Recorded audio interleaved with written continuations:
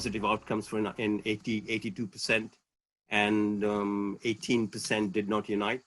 With the information that we have now and the lessons that we have learned, I'm sure over the next couple of years, that percentage of patients uniting will increase. You can just about see, I had very good results for my foot and ankle, 100% union rate for 5th metatarsal fractures, both the Jones and the shaft fractures.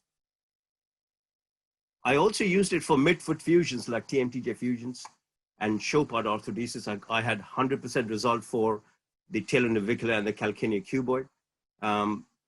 Only 3 of the TMTJs fused. One, despite radiological non-union, the patient is pain-free. We had very good results for tibial fractures, 100% results, and excellent results for humeral shaft fractures, about 90%. So what have I learned from using EXOGEN? So for me, for difficult situations, I feel in our practice, in my practice, EXOGEN is an excellent adjunct. But there are some key points that we have to know about EXOGEN and why sometimes it fails. So what have I learned? I've learned when and where is EXOGEN effective. And this is what we're going to discuss today. I have learned the stability of the fracture that we are trying to treat with EXOGEN is equally very, very important. I've learned what the ideal fracture gap is, and we will have these conversations today in the next hour. I've learned when to start the treatment and how and for how long. I've learned that the positioning of your transducer is as important as the type of fracture and when you start it. And you have to be very meticulous in positioning your transducer when you're using EXOGEN. And of course, compliance. I've learned that if patients are non-compliant, then the results are not as good. And therefore, compliance is important. So without much ado, I would like to start our meeting today. We're going to start with a scientific update, and it will be by Andrew Harrison, who is the research director at Bioventus. Then we'll have 2 clinical presentations. One, foot and ankle non-unions by Haroon, who is a consultant trauma and orthopedic surgeon in Manchester, and a 5th metatarsal delayed union by Teoh, who is a consultant at Harlow. Then we want to have an interactive session. We want to get the faculty and the participants to have a session. And the main question today is, what place could EXOGEN have in clinical practice in the current times of disrupted treatment pathways? Specifically thinking about the fact that over the last 4 months, because of the lockdown, there have been a number of fractures that we have been kind of forced to treat non-operatively, and we have to deal with the consequence now, whether there is a role for EXOGEN in that. I would like to now invite Andy for your talk, please. Okay. Good. I'll now share my screen. Can everyone hear me and see the slides? Yep. Oh, well, there's only Haroon, Pinak, so. Right, so I'm going to give you a very short update. So I'm a scientist. I have a PhD in mesenchymal stem cell biology from Manchester. Although I have worked in UK hospitals, I worked in Oswestry for around about 5 years before joining Smith & Nephew, working on many things such as BMPs and angiogenic agent, osteoid zirconium, until I became Director of Research for the Clinical Therapies Division. And this is where I started my association with EXOGEN to find out the mechanism of action. And now, since 2013, I've been Director of Research for Bioventus. So all told, I've been researching EXOGEN for the last 16 years. So because I work for a company, I need to show you the summary of indications of use, which here in UK and in Europe as a general are quite wide. It's indicated for all osseous defects associated with fracture repair, excluding skull and vertebra. And here are some examples. But just as Pinak has just said, you know, in this country, non-unions are quite a focus. So I'm just going to kick off my talk just highlighting some of that. And as some of you are probably are aware of, is that the device is specifically approved by NICE. NICE give it medical technology guidance, and we achieved this in January 2013 on the case that the EXOGEN was safe, it was effective in treating non-unions, and it saved the NHS £1,164 per patient. It was actually revised, so NICE revise these every now and again and re-review this data, and they looked at everything that had been published since 2013 and actually changed nothing. So it's only last year. The only change, as you can see there, it's moved from 1,164 to a saving of £2,407. A few years ago, I asked some of my friends in orthopedics and quite heavyweights in this area to look at the data in non-unions. And here's Ross Layton. Ross is from Nova Scotia, Halifax, Nova Scotia in Canada. Tracy Watson was at St. Louis at the time, but has now moved to Phoenix. And I think we all know Peter Giannoudis at LGI. And what we did was actually do a meta-analysis, and it was mainly done by Costas, here, the author there. And what we could find is there was, from the data, we could find many studies, 1,400 non-unions, and across those 1,400 non-unions, again, big numbers here, we're looking at a heal rate of around about, well, at 82%. And when we had the definition being more stringent, the fracture being at least 8 months in duration, this actually increased, and the heal rate was 84%. But again, just to highlight this fact, that there are studies throughout the world. This has been with 25 years of clinical use of this device. So with studies from all around the world in all different settings. And as you can see here, I think here there are 17 studies. And if you look in the right-hand column, they're all pretty high heal rates in the 90s and 80s. But if I can actually, because as a scientist, I am always drawn to the outliers.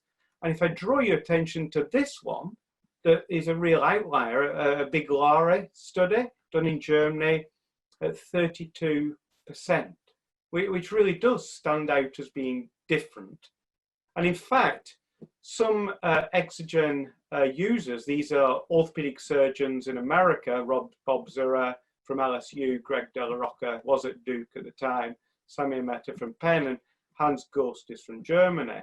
And they looked at this data because this is a very interesting paper. Just as Pinak said, there's some very interesting aspects. And this is the thing that they wrote in the letter to the editor. They had dissected this. And they pointed out that the non-unions which failed treatment had a significant larger gap, was significantly less stable. There were also many other factors here. They were some of these factors, some of these non-unions were as old as 5 years old, but were only being treated for 5 months. And from data that we're analysing right now, we know there's some factors there that we can help you with. Just because I haven't got much time, I'm just going to move now quickly to acute fractures and risk of non-union due to comorbidities. And so the only one I'm going to talk about tonight is diabetes. And patients with fractures who have diabetes, as we all know, have an increased risk of developing non-unions. This is a study by Sheldon Lin. Sheldon Lin is an orthopedic surgeon based in New Jersey, in the US. He's a world-recognized expert in diabetic fracture repair and published many studies. And this is a study that we did with him, looking how EXOGEN can affect the healing of diabetic fractures in these rats. And I'm only going to show you one thing. We can show enhanced healing and all the good things that EXOGEN can do. But what Sheldon really found was this, that in the normal animals, in the control animals, this was the level of VEGF protein, or vascular endothelial growth factor. And this is one of the most powerful angiogenic factors that we know. So this is the protein that can bring in new blood vessels. And as you can see in the normals, it's 0.068, but then in the diabetic animals, this significantly drops. And then when the diabetic animals are treated with Exogen, indicated here with lipus, you can see there's a significant increase. And this is replicated when he looked at the number of blood vessels at the fracture site. So what you can see here, as you can see in the normal animals, the number of blood vessels at the fracture site, as determined by PCAM staining, which is on the surface of blood vessels, in normal animals around about 1.8. In the diabetics, this significantly falls. And again, the diabetics plus the Exogen, we can significantly increase the number of blood vessels at the fracture site, even higher than those which were actually in the normal animals. And if we look at that in healing, it's a separate study. So this is a study that I did at Bristol University with Mark Bass. And what we showed here, you can quite clearly see that that solid black line is retarded in healing. This is not a fracture model, but what we can see is how diabetes has pushed and retarded the healing of these animals. 1 is when the injury has been created, and 0 is complete healing. And that red dotted line is the age-matched animals that don't have diabetes. And when we treat these diabetic animals with Exogen, you can quite clearly see that, again, we can normalize the healing. So in a fracture model, we've brought the blood vessels back. In this model, we've brought the healing back. And again, when we looking at all this data, we started to think, well, does this happen in the clinical situation? So we have, when we were, again, it's old products, we have lots of data to analyze. And this is an FDA database that we had to keep after we're registered.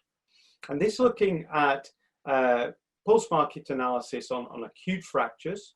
So again, in patients with diabetes, acute fractures treated with Exogen, heal rate 95%. In those patients who were elderly and greater than 60 years old, again with diabetes, 96%, compared to the overall database of 96%, and now we're looking at thousands of patients in this database. So what we're able to now start to understand is that Exogen can mitigate the effects of these biological comorbidities and known factors leading to non-union. And this is taken very much, I mean, I've known Peter Giannudis for many, many years. And again, this is the diamond concept that him, Tom Einhorn and Dave Marsh put together. And what it is, it talks very nicely to how Exogen should be used, because you as orthopedic surgeons are still responsible for the top 2 parts here. You're still responsible for good reduction and good stabilization. There's nothing that Exogen can do that can take that away. But what Exogen does is in these 2 bottom groups.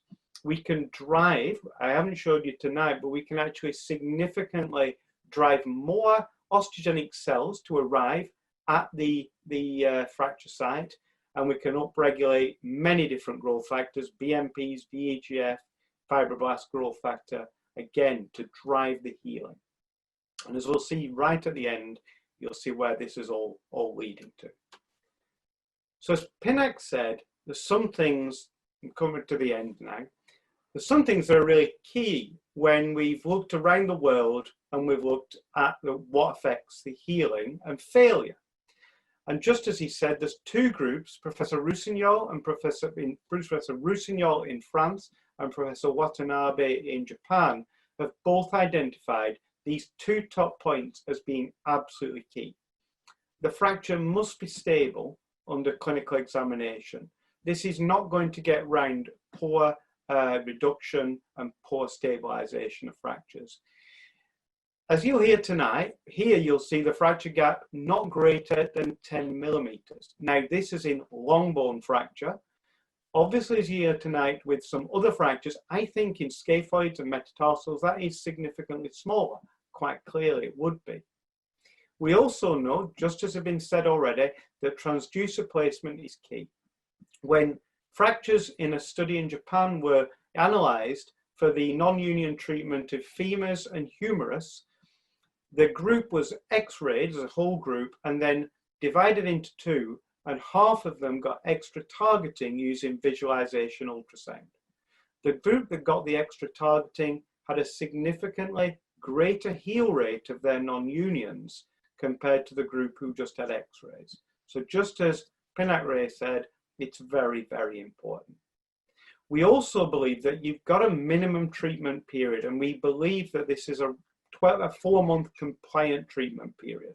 We know from Professor Jingushi's work that he treated those patients for 4 months and saw any sign of radiographic healing, not total healing, but if there was some callus progression, he had a 92% chance that those fractures would heal.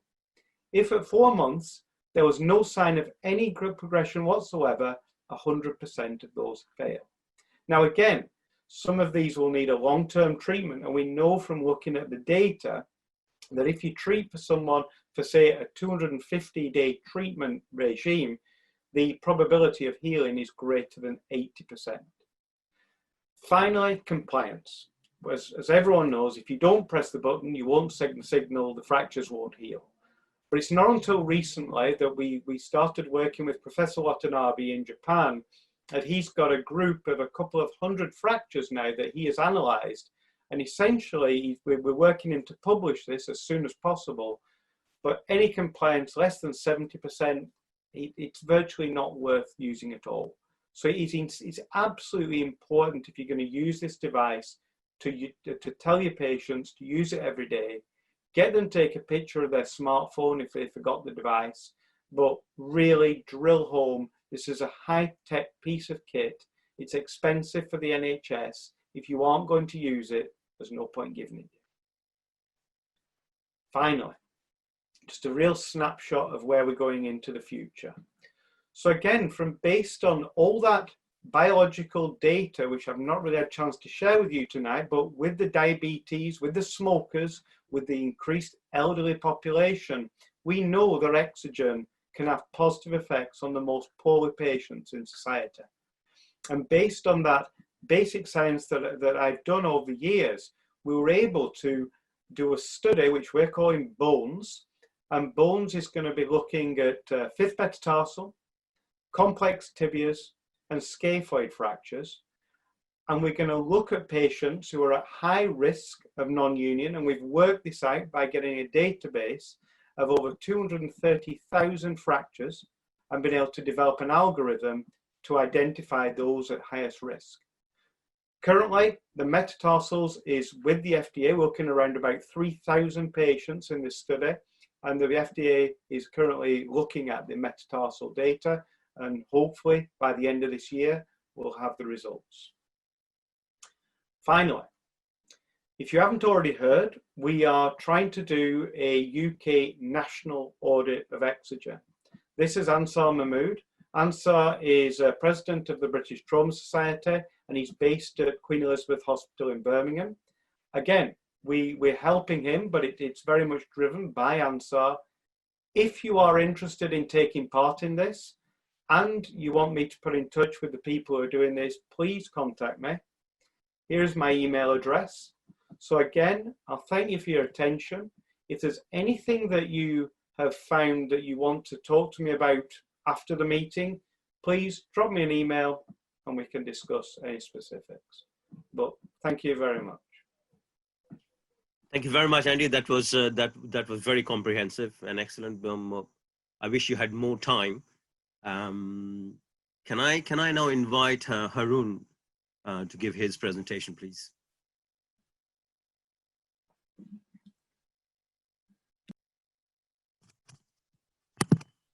Right, so can everybody see my screen and hear me as well? Yes. Okay, great. Good evening, everyone. Thank you very much for joining us tonight. I'm Haroon Majeed. I work as a consultant foot and ankle surgeon in Manchester. So I would like to thank Bioventus and all the organizers for this forum to give me this kind invitation to come and talk about this study. So I'm going to talk about clinical and patient-reported outcomes with the use of EXOGEN for established post-traumatic and post-surgical non-unions in foot and ankle. It's important to highlight here that this study was conducted at Wrightington Hospital back during the days of my fellowship a couple of years ago. Very briefly about me, so I started my consultant post in February last year in Manchester, prior to which I completed my BOA fellowship in Wrightington, and my training was in West Midlands, and I've been busy in some other academic things, which I wouldn't bore you on. So another important fact about this study is that there was no funding or influence by Bioventus or any other financial sources. So this was an independent and open-minded study. In the literature, there isn't a universally agreed definition of non-unions. There are various definitions available from various sources, but essentially, if a fracture or an arthrodesis procedure fails to show progressive signs of healing within its anticipated time frame, then a diagnosis of non-union gets established. And this largely, as we know, varies from the location and the region of the fracture that is involved. We all know that non-unions are a huge burden on the patient as well as the treating clinician.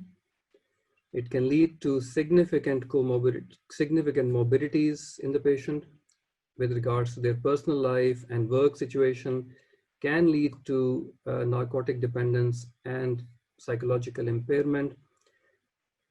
So we know that the biological and the mechanical factors are essential in achieving a union of a fracture or an arthrodesis. So we have to identify where the problem is, try and modify those factors, and then hoping for better results. Typically, the non-unions are treated with surgical intervention, and there are variable results available up to 96% after revision surgery. But we must keep in mind the risks, complications, and technical difficulties we may come across. And despite all our possible efforts, in some complex situations, we still may not achieve the desirable outcomes. As surgeons, we hope that all our fracture fixations and all our fusion procedures reach 100% union rates, and we don't have to rely on anything else. But the fact of the matter is that we do have some challenging patients who give us some sleepless nights. So over the last few years, as we know, there are some biophysical methods which have emerged as an alternate to revision surgery, and LIPUS is one of them. Since its introduction in the clinical practice, there have been some controversies around the use of EXOGEN. Some studies have shown beneficial results, some have shown less favorable results, and there are some studies which show no benefit of EXOGEN on bone healing. But like everything else in the literature, we have to read the study's outcome with an open mind and critically analyzing the small print and the fine details so that we can identify what were the factors behind that study which led to failure of this treatment. So prior to getting engaged in this study, I had very little knowledge about EXOGEN and practically had no experience of seeing a direct view of its use. So when I started my fellowship, I came across this study, and I would like to mention here that Tariq Karim, who has also joined us for this evening, he was really the key person involved in this project. So I joined in halfway through, but Tariq did a lot of effort in setting this up and taking this through with constant patient contact. So I found this a really interesting opportunity to have a direct observation of EXOGEN and its use. And the aim was to review the clinical and patient-reported outcomes in established post-surgical and post-traumatic non-unions. It was a prospective data collection over a period of 3 years.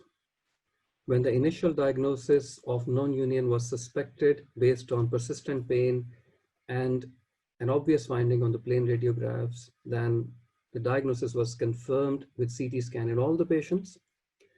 Then once the diagnosis was established, all these patients were then offered the choice of revision surgery as the standard choice of treatment, or a trial of using EXOGEN if we could save them from undergoing revision surgery. So basically an informed decision was made by the patient given the choice after knowing the pros and cons of each. All these patients were given sufficient instructions to self-administer EXOGEN. The site marking was the key, so that was done under X-ray control by Tariq using a permanent marker, and patients were then encouraged to keep reinforcing with a permanent marker every few days so that they could identify the exact spot, and this was, as we know, to be used for 20 minutes. The primary outcome measure was clinical resolution of pain at the non-union site, meaning clinical union, and the secondary outcome measures were radiological improvement and improvement in the functional scores utilizing MOX-FQ, EQ5D, and VAS. And these were collected before and after the treatment. For the purpose of analysis, we divided our patients into 3 groups. Group A comprising fractures of the tibia and ankle. Group B comprising of the patients mainly elective procedures of hindfoot arthrodesis. And Group C had a combination of elective arthrodesis procedures and fractures of midfoot and forefoot. So we had 47 patients with 47 clinically symptomatic and radiologically confirmed non-unions. There were slightly more males than females with an average age of 56.6 years. Majority of our patients were local, but there were 17 patients who were referred from other regional hospitals for second opinion and further management of their non-unions. We had 12 diabetics and 6 smokers, and in the brackets is the breakdown among each group for these patients.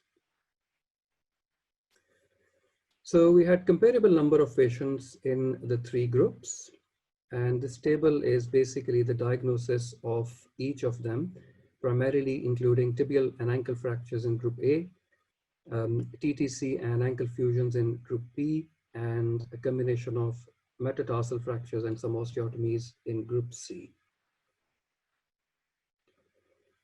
So the mean time from the fracture or the primary surgical procedure to the start of the EXOGEN treatment was 16.4 months, and this was more or less comparable in each individual group, being slightly less in Group C, but there were no significant differences. The mean duration of the use of EXOGEN until the treatment was considered successful, which was based on the clinical resolution of symptoms and or radiologically visible union, or it was deemed unsuccessful when the decision was made to progress to revision surgery, was 6 months. And this was again more or less similar in 3 groups, but slightly less in Group C at 5.1 months. But this was not statistically significant. So in total, 37 out of 47 of our patients achieved clinical and or radiological union, which was assessed by resolution of their symptoms. Important to mention here that 9 out of 12 diabetics and 5 out of 6 smokers also achieved this successful result. Comparing the results in each group, we had the best results in Group A, 93%, followed by 78% in midfoot and forefoot group, and least favorable results in hindfoot fusion Group B at 67%. Out of the remaining 10 patients, 4 of them, although they had ongoing pain, but their symptoms were manageable. They were offered the choice of undergoing revision surgery, but they wished to not undergo any further intervention as they could manage their symptoms. And these 4 patients had 1 diabetic and 1 smoker. The last 6 patients in whom there was significant pain and they failed the EXOGEN treatment and failed to show any radiological progress, they were offered revision surgery. And out of these, there was no smoker and 2 diabetics. So majority of our patients had atrophic non-union. And it's an interesting fact here that 72% of these atrophic non-union still managed to achieve a clinically successful result. There were 11 patients with hypertrophic non-union. And we know that we talk about the stability of the fracture, but even more interesting fact was that 10 out of these 11 patients still managed to achieve a clinically successful result. So that is a bit difficult to explain, but Exogen has done something to these patients and they managed to achieve clinical resolution of their symptoms. So this is the breakdown of the 6 failed treatment who underwent revision surgery. 3 of these had second metatarsal fracture, a couple of hindfoot fusion procedures, and a talar body fracture. And the right-hand column shows the surgical procedure that was performed. And all of these were atrophic non-unions. So as a routine, on follow-ups, everybody gets an X-ray. So all these patients had radiological assessment. And out of the clinically united fractures, 70% of these had radiological progression visible on their plain X-rays as well. Now, the criticism on this study has been that why did we not do CT scans in every patient who achieved clinical union? So the simple answer is that if a patient becomes asymptomatic, it is ethically not justifiable to subject them to the risk of unnecessary CT scan radiations. But then how these 16 patients had CT? So these, which I will come to the subsequent slides as well, these were those patients in whom the pain significantly improved, but not completely resolved. So that's why they were referred for CT scans for further evaluation of their radiological status. So this is a kind of a repetition, but just to give a one-to-one comparison between the successful treatment group and the failed treatment group. The mean duration of the use of Exogen was 6.1 months in the successfully treated patients and 4.5 months in failed treatment group. And the mean time interval from injury or surgery to the start of the Exogen treatment was 16.4 months in successfully treatment group compared to 14.2 months in failed treatment group. Again, no statistically significant differences here.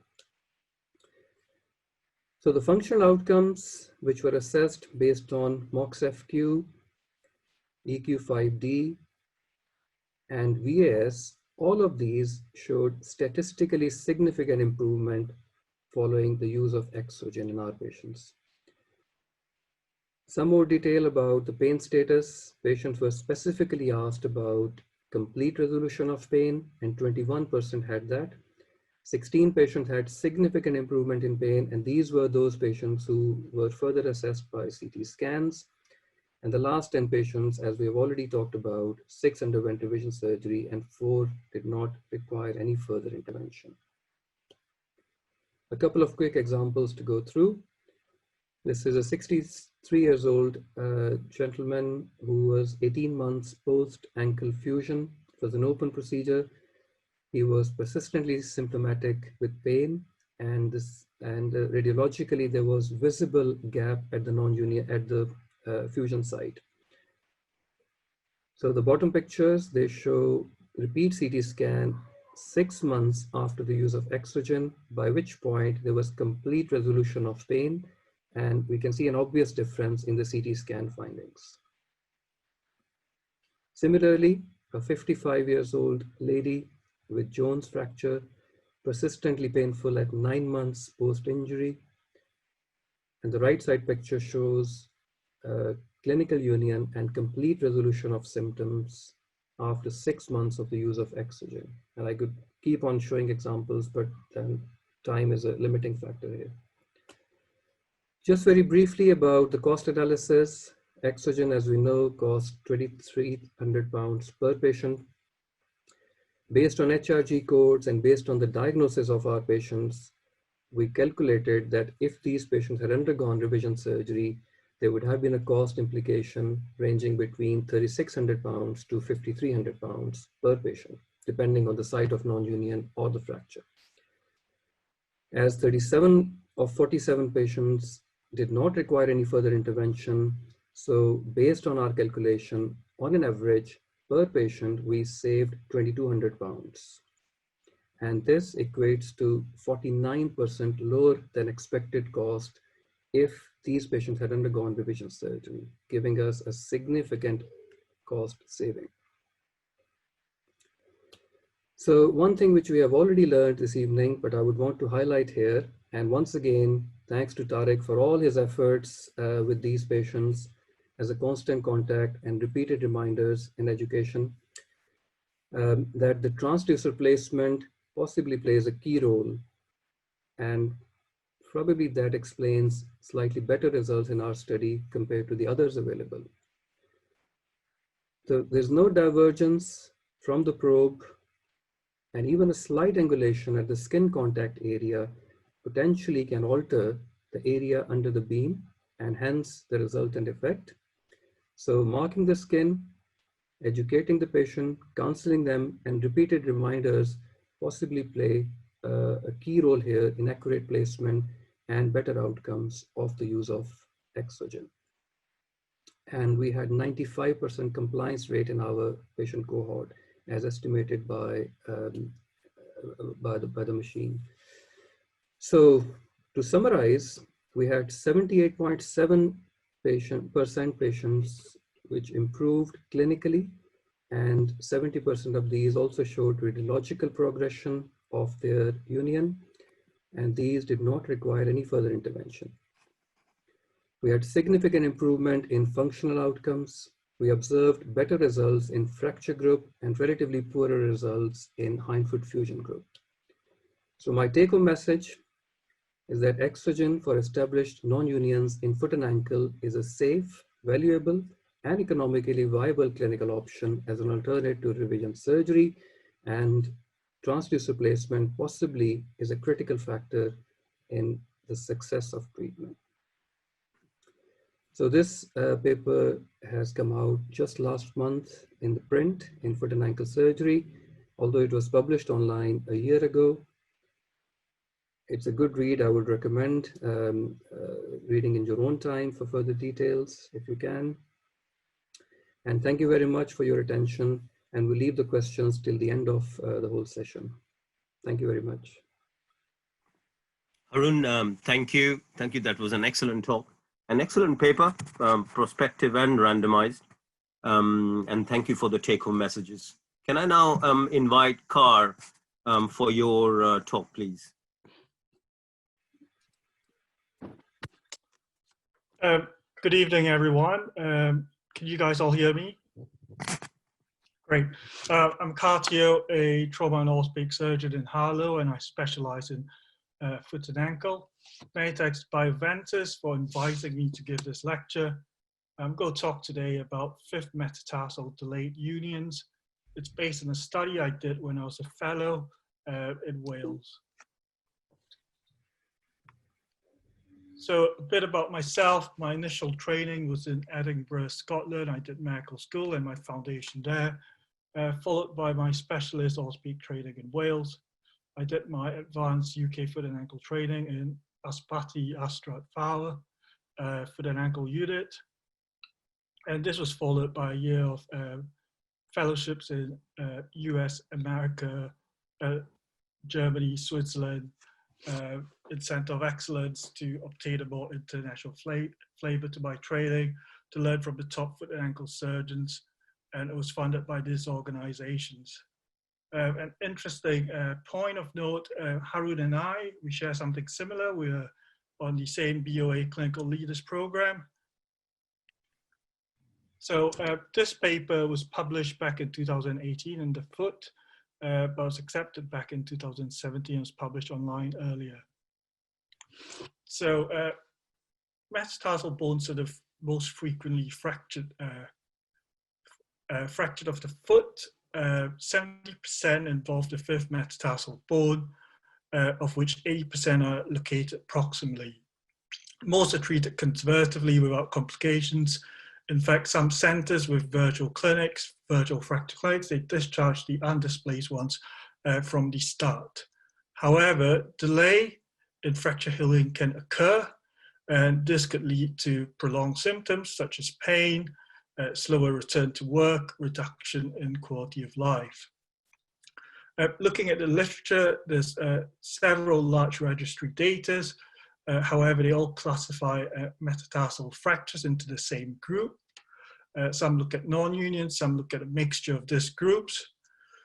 So we wanted to investigate the use of EXOGEN treatment for delayed union in fifth metatarsal fractures. So we chose delayed union because we felt that this cohort was the most clinically relevant. It may be hard to convince patients to use EXOGEN if they've been in pain for more than 9 months, which is the definition of non-union. We also look at whether it was cost savings compared to surgery. Again, like Haroon, I was quite skeptical initially, which is one of the reasons why we did this study. So this was a retrospective review of a prospective EXOGEN database which we had. It was over a 3-year period. Patients who were started on EXOGEN more than 3 months from the initial injury were included. We excluded those who were more than 9 months from initial injury. We used the EXOGEN 150, and the endpoint was clinical and radiological union, where we define as no bony pain over fracture site, or only mild related activity discomfort with radiological evidence of fracture healing with bridging trabeculae across 3 cortices. So there's 30 patients, 70% female, average age was 39.3. 27% of our cohort were smokers. 4 patients used NSAIDs during the initial healing period. And we had no diabetics or any patients who had a formal diagnosis of osteoporosis or were on bisphosphonates. So we further subclassified our patients. So you can see that they're divided in zone 1, 2, 3, and shaft. And they're treated by a variety of different methods for their primary treatment, which was air cast boot, below the walking cast, or heel weight bearing shoe, which are all acceptable treatment for fifth metatarsal fractures. We measured the fracture gap on oblique radiographs at diagnosis of delayed union. This was 2.7 millimeters on average, and the average duration from initial injury to starting lipus was about 101 days. So this were our outcomes. So the average duration of lipus treatment was 75 days. 90% went on to progress to union clinically and radiologically. 3 patients developed non-union, of which 2 required surgery. 1 patient required an ORIF of a zone 2 fracture, and the radiographs are shown below. Bone graft was added as well. 1 patient an excision of a painful zone 1 fracture with reattachment of the tendon, and we had asymptomatic zone 1, which did not require surgery. We did a sub-analysis, and we found no difference between the union and non-union groups in these various factors. However, smoking and size of fracture gap at diagnosis of delayed union was statistically significant. In the non-union group, all 3 were smokers. This is similar to my study, which I quoted earlier, and he found that he had lower healing rates compared to those who never smoked in his study. But again, the literature on this is very varied, depending on what you read. Different papers will tell different things. And as with the other ND mentioning and Pinak measuring, size of fracture gap is quite important, and it was significant in our small group. The findings in our study may be useful when counseling patients, especially with regards to the fracture management and the factors that may influence the outcome of lipus treatment. So we made a few assumptions in our cost savings calculation. we had 30 patients over a 3-year period, so we assumed that we had 10 delayed union a year. And 6 went into non-union, as previously suggested by a systematic review by Kelder. We had 90% success rate. At that time when I did the study, the LIPUS 150 was £1,000 each, but I suspect it's more expensive now. Surgery was costed back in from NHS as 3553 with 1 screw. And basically in the LIPUS delayed union group, assuming you use 10 machine and you needed 1 surgery for 1 non-union, compared to a wait and see approach where you let and 6 of them go into non-union and you did 6 surgeries, it was a cost savings of roughly 8,000 in favor of LIPUS in our center. So this present study has several limitations. One, which is retrospective design involving several treated clinicians. It's possible that there are unrecognized differences between the 2 groups that could have affected results, especially with a very small non-union group. There was no parallel control group. Therefore, we really need RCT studies or prospective national audit like this registry, which is what we tried to do in UK, which Andy has told us earlier, which is headed by ANSA in Birmingham. So I'm going to share 2 case examples of how I use EXOGEN in my current clinical practice. So case example 1, it's a 50-year-old male. He's a non-smoker, non-diabetic, no history of trauma, lateral sided foot pain for 6 months, and he's known to have bilateral cavus varus feet. If you look at this Saltzman's view, which basically looks at hindfoot alignment, he's got a varus hindfoot. This is essentially a stress fracture with a hindfoot varus. When counseling the patients, I gave him 3 options: do nothing, EXOGEN, or lateralizing calcaneal osteotomy plus bone graft of an ORIF of the 5th metatarsal.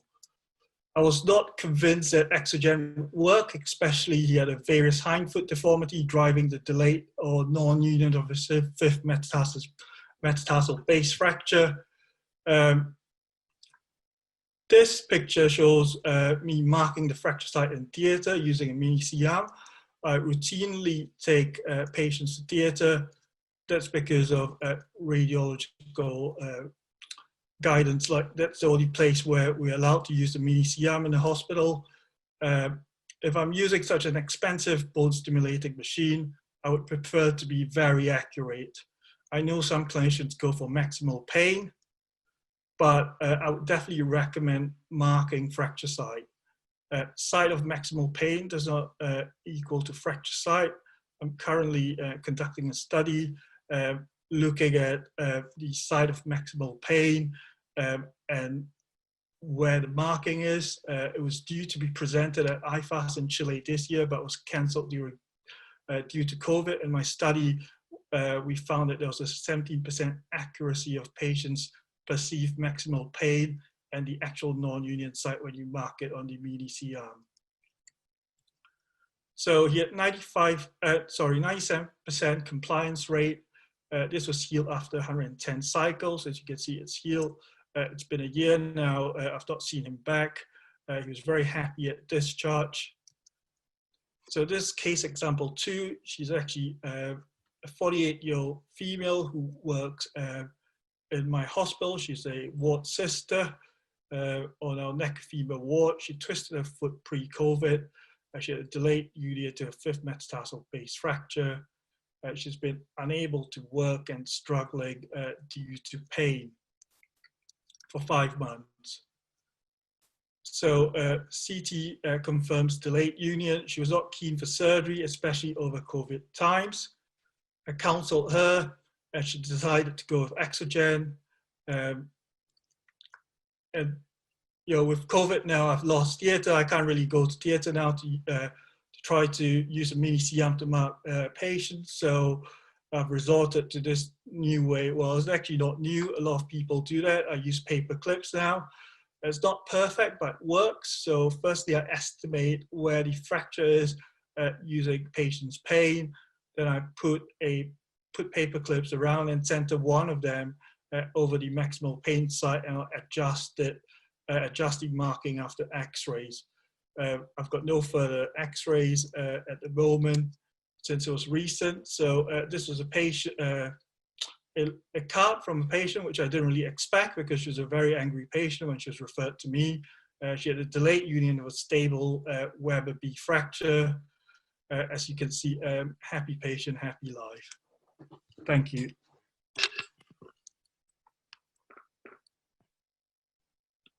Amazing. Thank you very much, Kar. That was an amazing presentation. I'm going to open up this house now for an interactive session, and I would say maybe there is one question that I put to all of you is, what place could EXOGEN have in clinical practice in current times of disrupted treatment pathways? You guys can start, Haroon and Kar, and we will answer any questions that come about. As of not got any questions. I think we would all agree that in the current environment, this is like a perfect solution, and we can't operate on like anything that can wait. And although the emergencies are still going on, but there are some cases which are not emergent as such, and they don't justify breaking into the trauma list system. And there are obviously potential risks to the patients. So this is a fantastic device currently. So I'll quote an example, which not necessarily is related to COVID as such, but since this study, I have developed some good faith in EXOGEN. So when I started my consultant post, in the first few weeks, I was referred a lady in her 40s who was brittle as asthmatic, so brittle that she was warned previously that if she undergoes an anesthetic, she might die on table. So she had bilateral Jones stress type fractures because she was on steroids for 28 years. They were both persistently and severely painful. They were both 18 months down the line, roughly, one after the other, literally. And someone had seen her elsewhere and said the only thing they could do is surgery. And she was basically just dreading. She was then referred for a second opinion. And I gave her this option. I said, there is a device which may or may not work, but given the situation, it is worth trying. And there's nothing to lose, really. Even if I put her name on the waiting list, she would have to wait for a few months. So why not we try this? And she said, yes, that was mentioned to me. And I was told that this doesn't work. So it's just a waste of time in the other place. And I said, well, it may not work. We can't guarantee anything. Even surgery is not guaranteed to work. So if you're okay with it, then we could try. And she literally like virtually hugged me. She was so happy to know that I was willing to give it a try. So she has been fitted with this not so long ago. So I'm yet to see exactly what happens to her. But she is on EXOGEN for both. There was some delay in getting the device fitted, so otherwise we would have seen some outcome by now. So this is a perfect example where she was so much high risk for surgery, and if this works, I think she'll be more happy than any other patient. That's an excellent story. I mean, there are so many people at the present moment still very skeptical. And all of us, you know, Kar, Haroon, myself, we have all been very skeptical, but we have seen it work for our patients over the last 3 or 4 years. And we are converted at present. And this is the forum where we try and tell everyone that, please try this. It works. I mean, there are 16, you know, level 1 studies, which have shown all good results except one, but they have all shown good results. And I think during these times, especially, I mean, I've just recently done a presentation of all the fractures in our fracture clinic that have come through because we had to treat certain fractures non-operatively in April and May, and they are all coming back now. And what is the solution? We have the same number of trauma lists. We are busy, and somehow a non-union or a delayed union gets pushed back and they are not accepted either in an elective list or in a trauma list. And I just have a feeling that maybe this might be one of the options that we can try. Yeah, definitely, you know, I agree with you, Pinak. I mean, with COVID, long waiting list, it's really hard to get those patients. So, I mean, they've got to wait for months now for surgery. I think it's worth giving a try. And you know, what really surprised me, I don't know whether you remember it, you know, we go to the same Stanmore MDT meeting. There was an ankle fusion, which was presented, a delayed union or non-union. And in fact, you know, everyone agreed that, you know, we should try EXOGEN first. And that was even pre-COVID. You know, I was quite surprised that actually, you know, locally, quite a lot of people are coming to the idea of EXOGEN for foot and ankle arthrodesis.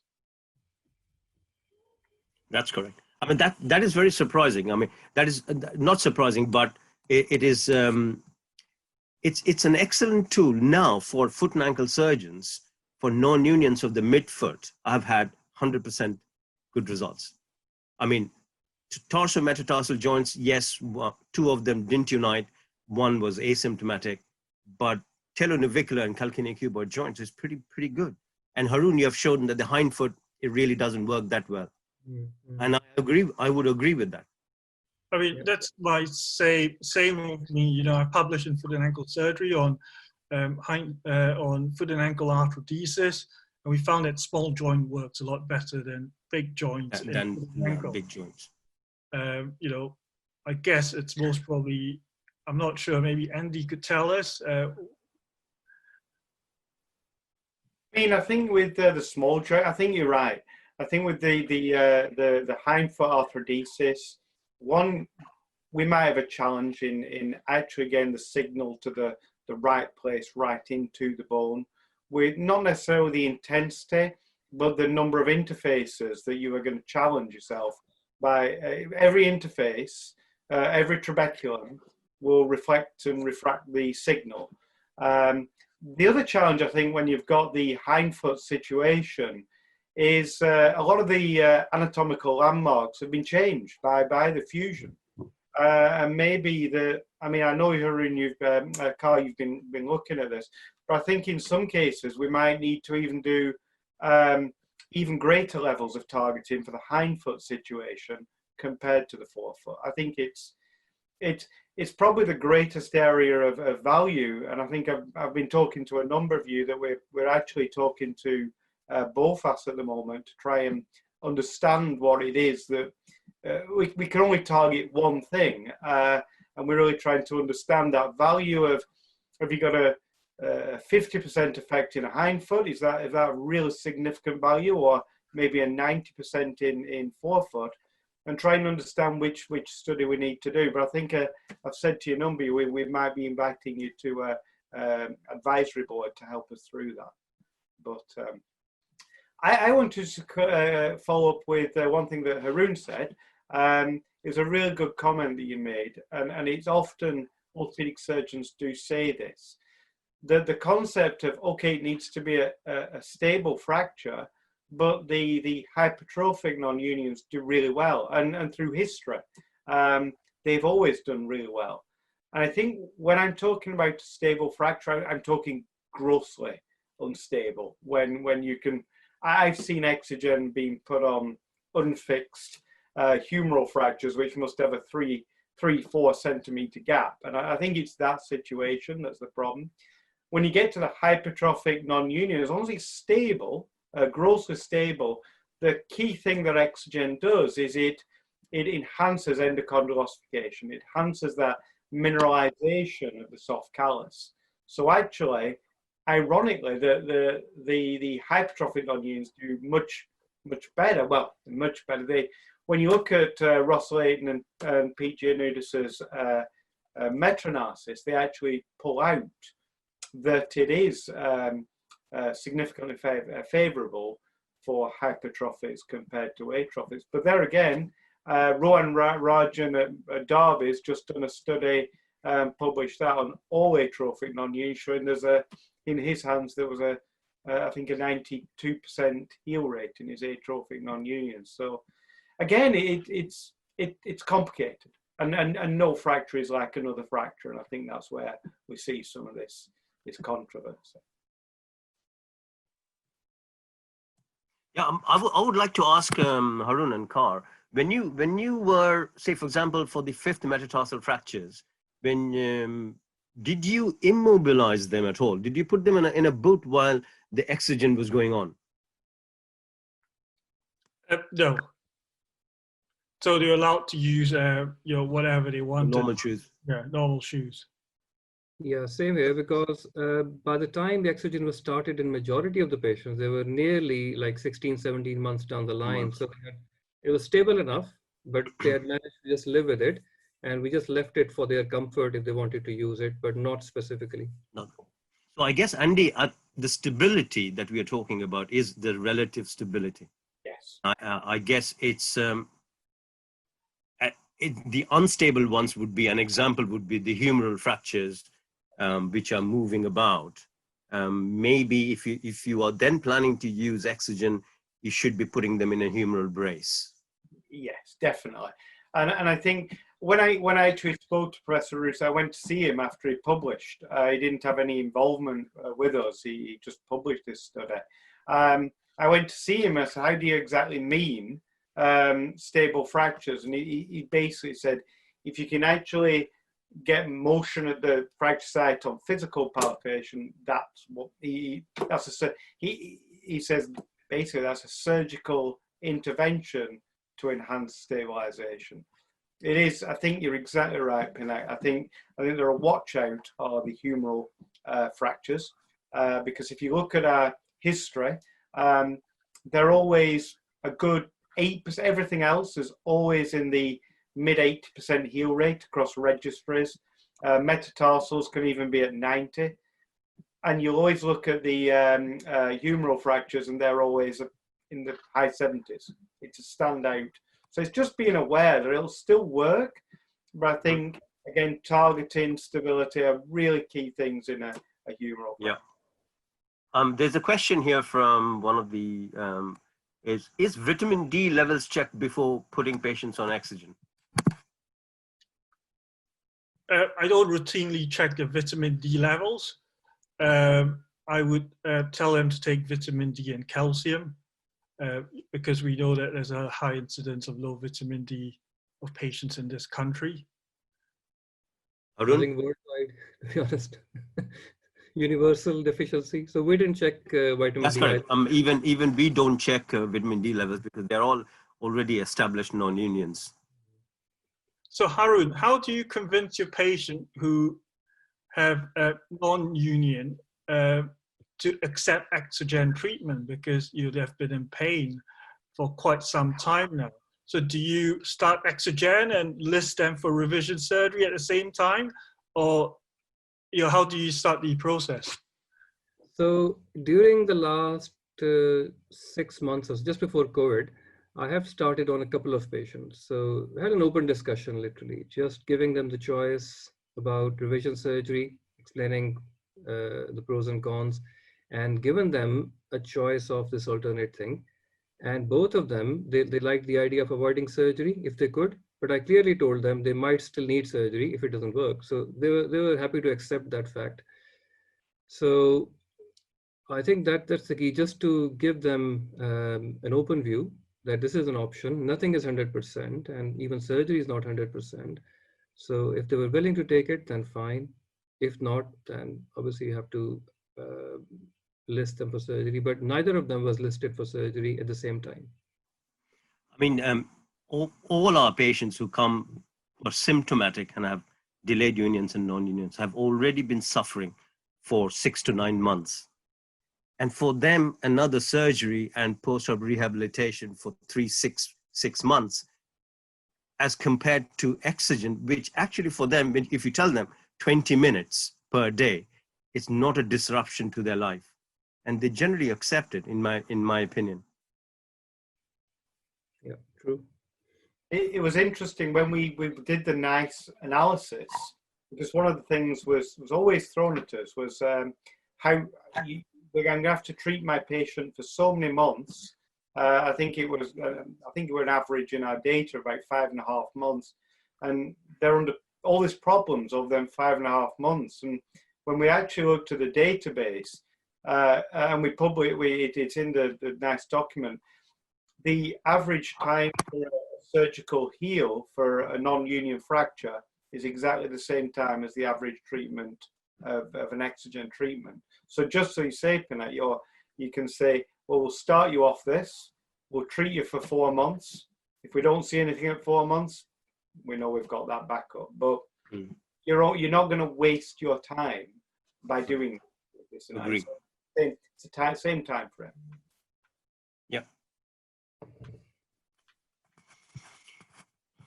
I don't have any further questions on the chat at the present moment. But if there is one take-home message that I have taken, although I know it is important, is what Carr you are doing with your paper clips. And I think I'm going to do that as well. Yeah, just to add, Pinak, I actually, every time they come back now, so, you know, if there's no marking there, or even if there's a marking there, I'll still put a paper clip because on it before I send them for x-rays. So to check that they are still using it at the right place. Because even though I emphasize to them that, you know, you need to remark it every day, even though I use a permanent marker, it still comes off when I see that in 6 to 8 weeks. So, you know, if there's a mark there, I just put the paper clip there. If there's no mark, I ask them exactly where do you think you've been using this machine? And then I put a paper clip there, and then I send them for x-ray just to make sure that, you know, they're still targeting it correctly. Yeah, I think you have been very diligent with your marking. I mean, I must say I have not been that diligent. We have always gone on the area of pain and marking it. But I'll be interested to see your paper about the marking and the site of non-union. Yeah.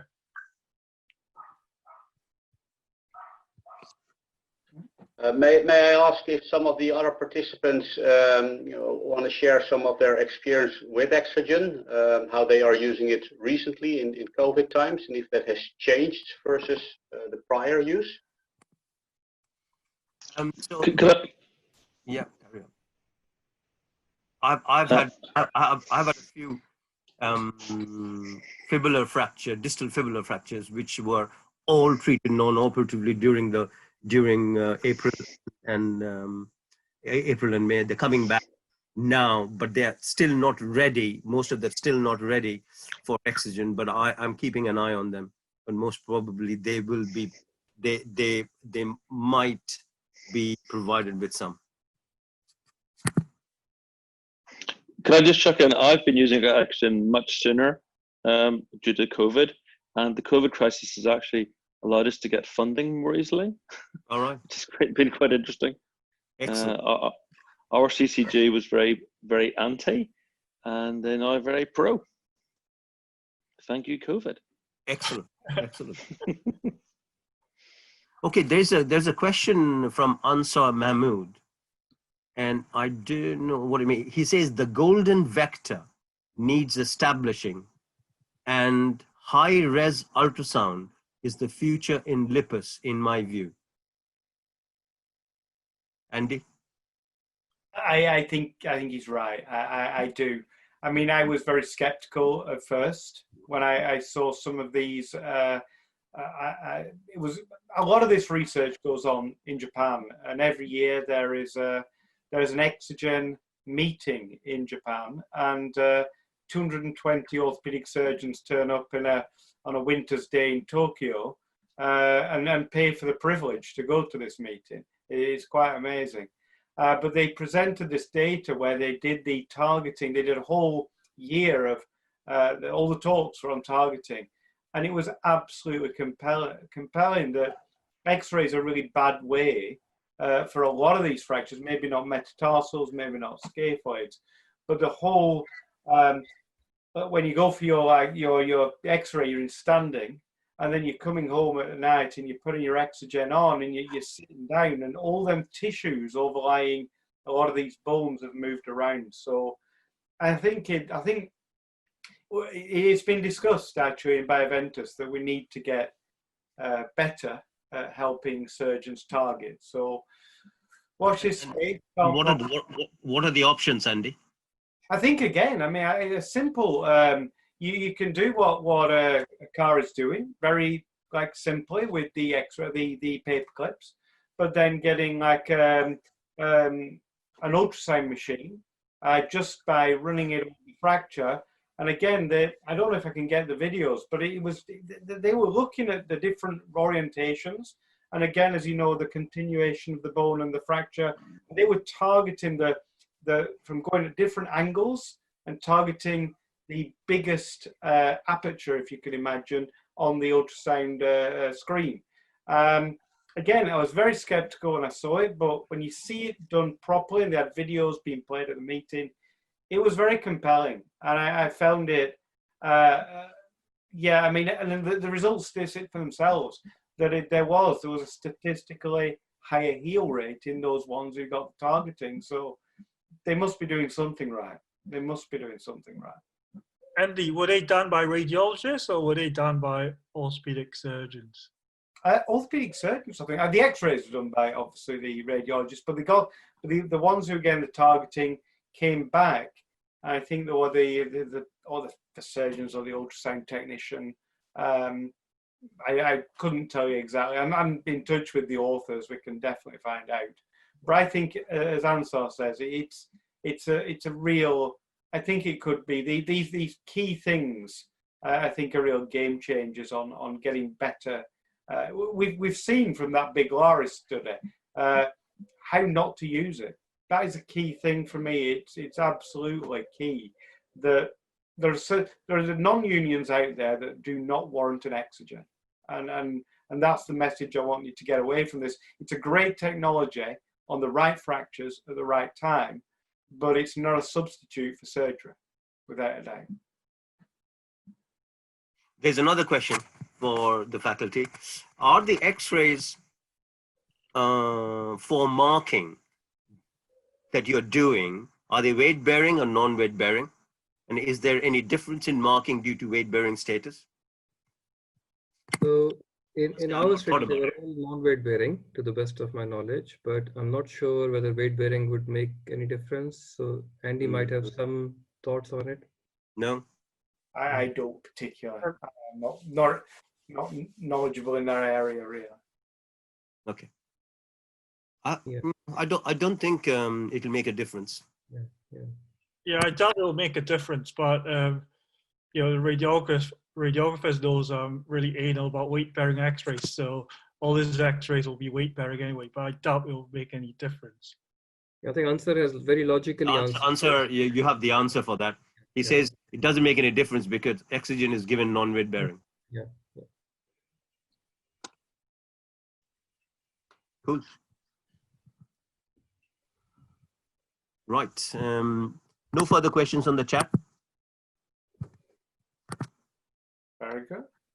Do you want to add anything, Andy? Not really. I think the one thing that I want to leave with is that you all rightly brought out there's controversy with this device, and there are studies that don't show benefit, and it comes about from the history of the device. That when Smith and Nephew bought this, because it was actually a company Smith and Nephew bought, much to the I advised Smith and Nephew not to buy Exogen actually, but we bought it on the understanding that it accelerated fracture repair, and that sounds really good, but actually it has very little value in modern clinical practice. And what we found years later was it was being used off-label for non-unions. And again, as you have shown tonight, that's a really valuable area to be using it. It stops patients being put through unnecessary surgery and can really help these patients. Where we've taken it now is actually take the science and then use the science to develop that. So hopefully in the future, and it won't be that long because the studies are already going, that we'll be able to know the patients who are most likely to develop a non-union and treat them right acutely, and therefore stop the non-union occurring in the first place. So we have to see. But we have been in contact with NICE, and they are happy to look, even though they're American, it's an American study. They said that they're quite happy to look at that, and if it's successful, they will they'll look at it positively. So hopefully it's really starting this device process, this history, and not having a clue what it does, and then by luck and by chance, we've managed to stumble on things, and now we have a complete working knowledge of how it works. The molecular biology shows us exactly how it works, and we've been able to apply that, and that's how things should be done, by taking the basic science, take it through to animal models, take it through the things that we're being seeing here in the UK at the moment, from small clinical trials to now designing something that's really meaningful and impactful for patients. So hopefully that's where it's going to go. Watch this space. Hopefully a lot more from EXOGEN in the next couple of years. But I really do appreciate the time and effort you have all put in to do some wonderful presentations this evening. So thank you. Thank you very much. I give Eugene, do you have anything to say? Well, I think we are at the end of the discussions, given the question that were raised, etc. I don't know if Peter Shaw has any things to add. Otherwise, I will just thank the chair. Peter, do you have anything to add, or we cannot hear you? Oh, Peter. Okay. Sorry, I was on mute on my computer and calling in from my phone because I kept losing reception. Nothing to add, just really a great discussion, and it's very interesting to see in this crazy environment we live in at the moment that there are increasing opportunities given the cessation of non-elective surgery and elective surgery in various parts of the world. Just a couple of things to add on EXOGEN. We put in a submission to the FDA late last year, which they approved, which was the efficacy of EXOGEN in the presence of infection, osteoporosis, and instrumented non-union. And they revised our indications on the basis of the data that we presented them on that, which was exciting because we always get questions is, will it work if my patient's got osteomyelitis? And the answer is we get as good results in people with osteomyelitis as those that don't, and equally in people who have osteoporosis. So that was encouraging for us. I think I came into the world of EXOGEN very late in my career. When I was doing orthopedic surgery at Charing Cross in 1984-5, I don't think it had even been heard of. So it was a different world. But the more I learn about it, and I learn a lot from Andy, he's the sort of guru of the world on this, the more I'm convinced that it really does have a place. And there's a missed opportunity in non-union, and especially those patients that are likely not to heal. I was always taught if someone doesn't heal the first time round, then the chances are the second time round it won't heal again if you do the same thing as you did it the first time. So certainly in the US market, we have a huge missed opportunity, I think, with EXOGEN. The other thing that I've learned also from doing a lot of research on it since I started in the post a couple of years ago is where it fails, there's often a very good reason. I get the dubious pleasure of adjudicating all the warranty cases that come through where it hasn't worked and people want their money back. And in almost 100% of the time, when I look at the x-rays and get as much data as I can on them, you could have predicted that it wasn't going to work in the first place.